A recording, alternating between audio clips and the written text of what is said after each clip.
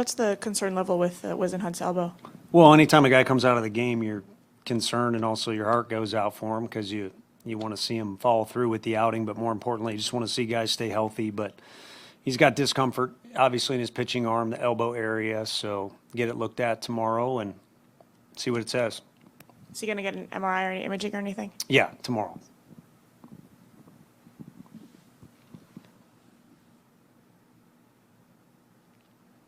You obviously know how talented Chase is. Just what was the key to getting to him early tonight? Yeah, I mean, our guys did a great job on him. I think, a little bit of it is, again, if I could go back in time, I forget who asked the question in Boston, like, how do you assess a series? I mean, a lot of our lives are based on wins and losses, but the one thing we had not done is suffer a walk-off loss and come back the next day.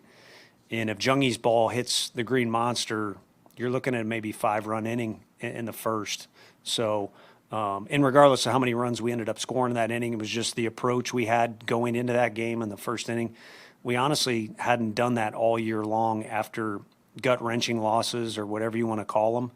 And then same thing, you come off that road trip the way you are. It's definitely good to be at home, but you're less rested and you're a little bit bummed out too from how the road trip went, win and loss records. So I think it's kind of more just about how they came out was awesome. I mean, and then again, to do it against, it was not the perfect night for him, but it's a guy that's probably going to win a Cy Young at some point. And for our guys to swing it the way they did, we could have even scored more runs. We had a chance to put a dagger in there, especially in the fourth inning, with the runner at third, and didn't. But it was impressive.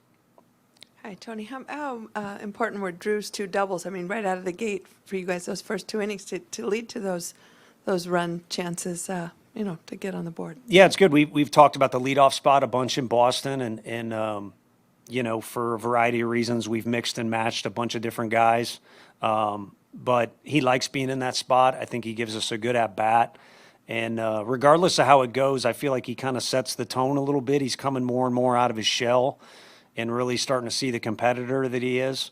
But it kind of set the tone for, the game with the first at-bat. That one I would put the asterisk to even more so. And then you're getting on base in front of Rafi. So, yeah, it was huge. Carson's had some trouble settling in his outings. What did you see from him today prior to the injury, and did you look at it as progress to that point? Yeah, I mean, as far as how he was throwing the ball, he was probably, and I'm stealing Mess's words, but I think it would have been consensus from the dugout. He was throwing the ball as well as he had. No command issues whatsoever till the 9th hitter, and that was a competitive at-bat. So he was in the zone a ton too, but just the way he was throwing the ball, I think in order for his slider to continue to improve, he's got to throw it more, which he's been doing, but you judge it off how do the misses look, and I thought the misses looked really good there. And then same for every pitcher, your best pitch needs to be effective, and his change was really, really good. I thought he was doing well. His delivery and his tempo in his delivery can get a little rushed at times. That's where I've been coming from with my adrenaline theory. Like when he's fired up in the first couple innings in particular, his tempo almost every pitch was awesome.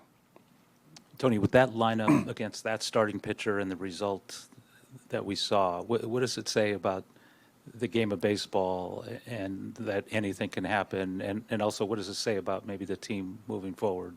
Yeah, I mean, if you're talking about winning a World Series, you got to have a lot of things go right for you, all kind of laundry list of things. And then on top of it, you probably got to have as much talent, if not more, than most of the league, if not all the league. So you got to have all these great things. But to win a game during the regular season, I'm a firm believer you just got to have guys that are hooked up.